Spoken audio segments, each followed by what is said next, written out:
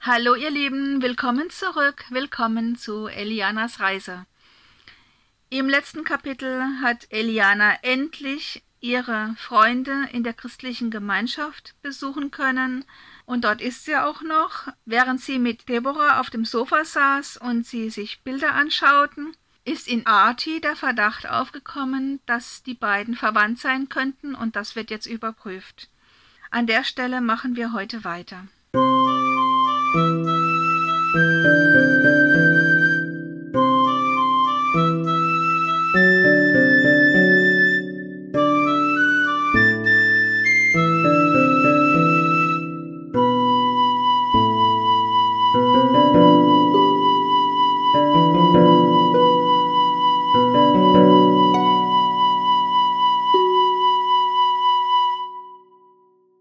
23. Kapitel Familienbande.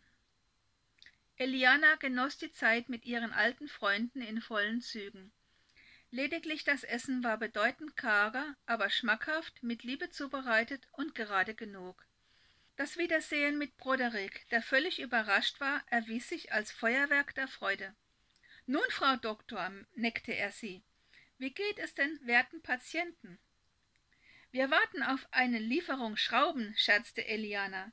Dann erzählte sie von ihrer Arbeit in der Pflege und von dem recht guten Leben in der Gemeinschaft des Klinikums. »Aber ihr habt mir sehr gefehlt«, sagte sie schließlich.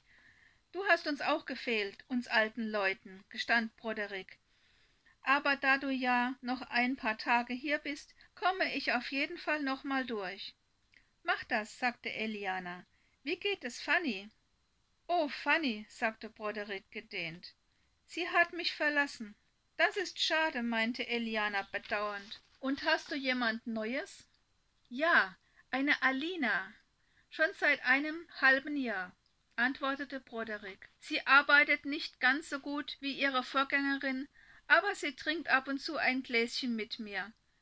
Wenn Fanny eine Flasche gesehen hat, hat sie ausgeleert und weggeworfen, und wir haben viel gestritten.« »Sie hat es gut gemeint«, versicherte Eliana.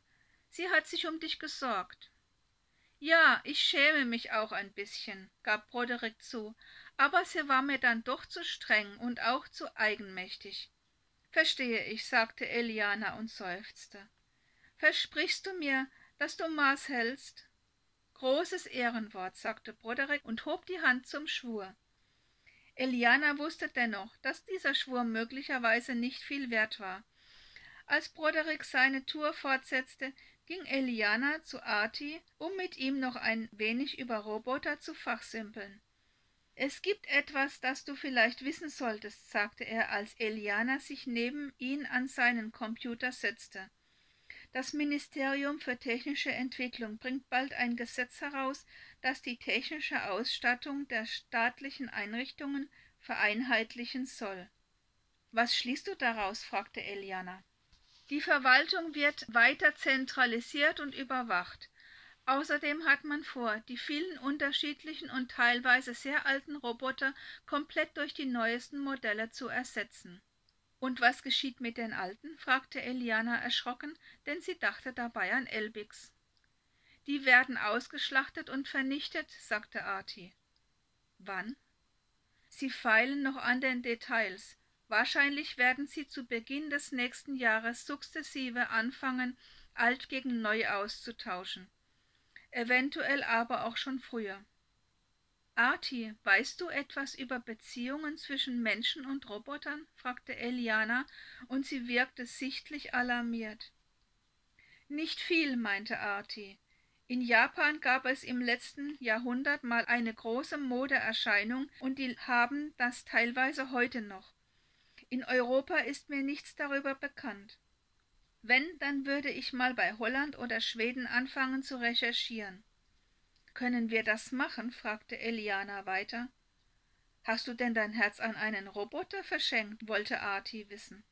»Ja«, bekannte Eliana, »und ich will ihn nicht verlieren.« »Lass uns mal nachsehen«, bot Arti an und rief eine Suchmaschine auf. »Keine Daten für Europa«, sagte er und blätterte weiter. »Nein, auch Holland und Schweden nicht. Zumindest nicht offiziell. Jedenfalls keine Ehen, aber Partnerschaften? Er suchte weiter. Holland, ja, das geht, aber du musst nachweisen, dass er dein Eigentum ist. Und dann läuft er unter elektronischer Haushaltshilfe XL. In welcher Weise er dich glücklich macht, das ist dann deine Privatsache. Ja, unter E-Haushaltskraft geht das in Schweden auch.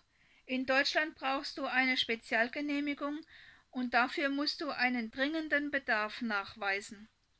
Eliana seufzte. Wie ist das eigentlich mit dem Solby? Können die kommen und euch den wegnehmen? Arti schüttelte den Kopf. Wir hatten ihn zwar der Siedlung zur Verfügung gestellt, für die Kinder, aber eigentlich ist er ausgemustert und gehört meiner Frau. Sie kann das auch nachweisen. Hast du denn in der Zwischenzeit etwas von ihr gehört? Fragte Eliana. Ja, tatsächlich, antwortete Arti. Broderick hat mir ausgerichtet, dass sie in Avignon ist, wo auch sein Sohn Pero arbeitet. Dort macht sie Sprachtraining für Kinder und Erwachsene, mit oder ohne Wissenschip. Sie sagt, es gefiele ihr gut und das System sei nicht ganz so penibel wie hier. Sobald wir dort eine Stelle für mich haben, komme ich nach. Das sind ja gute Nachrichten, zumindest für euch. Ich werde euch vermissen. Nimmst du den Solby mit? Ich denke schon, sagte Arti. Die Leute hier können ihn nicht pflegen, und ich müsste außerdem befürchten, dass ihn die nächste Razzia mitnimmt. Ich kann ihn beschützen, weil er auf meine Frau eingetragen ist, aber ohne mich ist er freiwillig. Das verstehe ich. Eliana schwieg einen Moment. Weißt du, was mir auffällt? Fragte sie dann. Was denn? Selbst hier kannst du dem System nicht entkommen. Du bist doch hier genauso eingesperrt wie in jeder anderen Gemeinschaft, egal ob systemkonform oder alternativ. Das ist leider so, stimmte Arti zu. Die Welt wird immer eine Einheit sein, wie du damals schon gesagt hast. Du gehörst zu den einen und fürchtest dich vor den anderen, und das alles wegen einer übergeordneten Einrichtung oder Macht.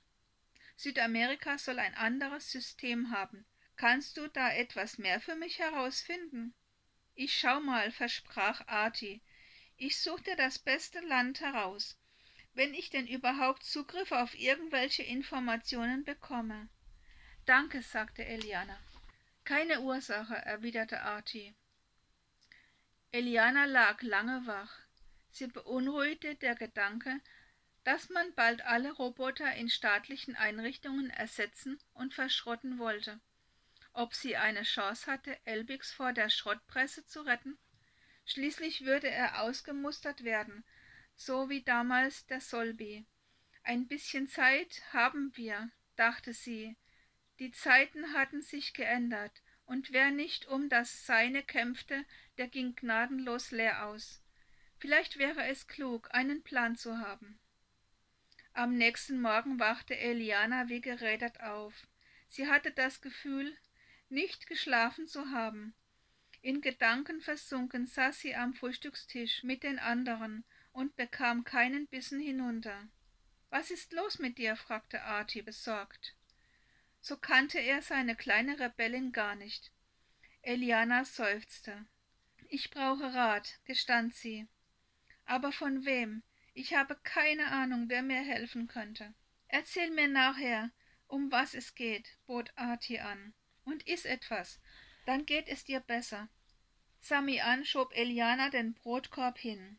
»Los«, sagte sie mit gespielter Strenge, »bei uns hungert keiner.« Gehorsam nahm Eliana ein Stück Brot und legte es auf ihren Teller.